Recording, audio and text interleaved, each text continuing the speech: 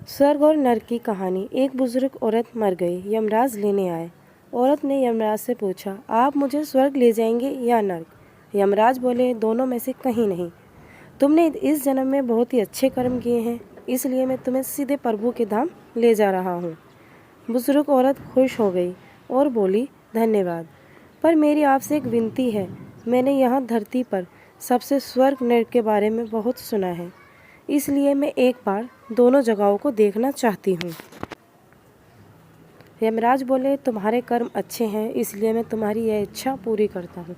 चलो हम स्वर्ग और नरक के रास्ते में होते हुए प्रभु के धाम चलेंगे। दोनों चल पड़े।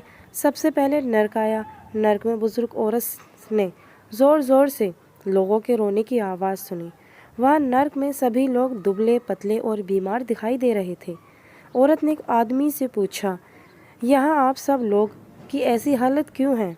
आदमी बोला, तो और कैसी हालत होगी? मरने के बाद जब से यहाँ आए हैं हमने एक दिन भी खाना नहीं खाया। भूख से हमारी आत्माएं तड़प रही हैं। बुजुर्ग औरत की नज़र एक विशाल पतीले पर पड़ी, जो कि लोगों के कद से करीब 100 फीट ऊंचा होगा। उस पतीले के ऊपर एक विशाल चम्मच लटका हुआ था। पतीले में से बहुत ही शानदार खुशबू आ रही थी। बुजुर्ग औरत ने उस आदमी से पूछा, इस पतीले में क्या है? आदमी मायूस होकर बोला, ये पतीला बहुत ही स्वादिष्ट खीर से हर समय भरा रहता है। बुजुर्ग औरत ने हैरानी से पूछा, इसमें खीर है तो आप लोग पेट भर के ये खीर खाते क्यों नहीं? भूख से क्यों तड़प रहे हो? आदमी रो रो कर बोलने लगा, कैसे खाएं? ये पतीला 100 फीट ऊंचा है। हम में से कोई भी उस पतीले तक नहीं पहुंच पाता। यह सुन बुजुर्ग औरत को उन पर तरस आ गया। सोचने लगी, बेचारे खीर का पतीला होते हुए भी भूख से बेहाल हैं। शायद ईश्वर ने इन्हें यही दंड दिया होगा।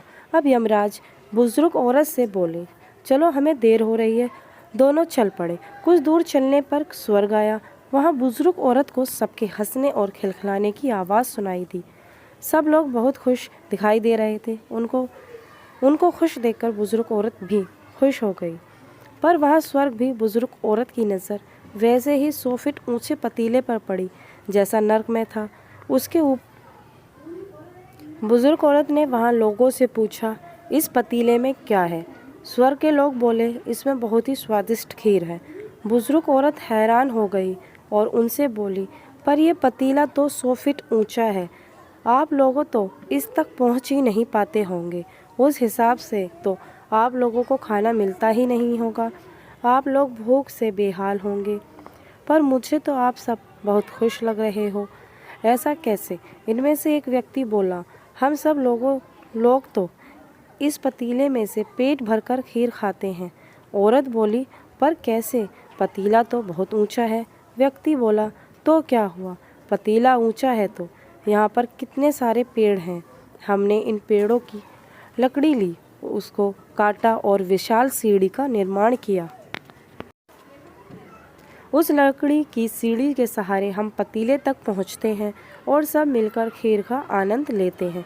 बुजुर्ग औरत यमराज की तरफ देखने लगी। यमराज मुस्कुराए और बोले, ईश्वर ने स्वर्ग और नरक मनुष्य के हाथों में सौंप रखा है। चाहे तो अपने लिए नरक बना ले, चाहे तो अपने लिए स्वर्ग बना ले। ईश्वर ने सबको एक समान हालातों में डाला है। उसके लिए उसके सभी बच्चे समान हैं। वह किसी से भेदभाव नहीं करता। वह नरक में भी पेड़ पौधे सब थे, पर वह लोग खुद ही आलसी हैं। उन्हें खीर हाथ में ही चाहिए। वह कोई कर्म चाहते, कोई मेहनत नहीं करना चाहते, इसलिए भूख से बेहाल हैं। क्योंकि यही तो ईश्वर की बनाई इस दुनिया का नियम है। जो कर्म करेगा, मेहनत करेगा, उसी को मीठा फल खाने को मिलेगा। स्वर्ग के सपने छोड़ दो, नरक का डर छोड़ दो। बस आपकी वजह से किसी का दिल ना दुखे, इतना सोचो और बाकी सब कुदरत पर छोड़ दो। अगर आपको ये कहानी, स्वर्ग और नरक की कहानी अच्छी लगी हो तो लाइक, शेयर, सब्सक्राइब ज़रूर करें।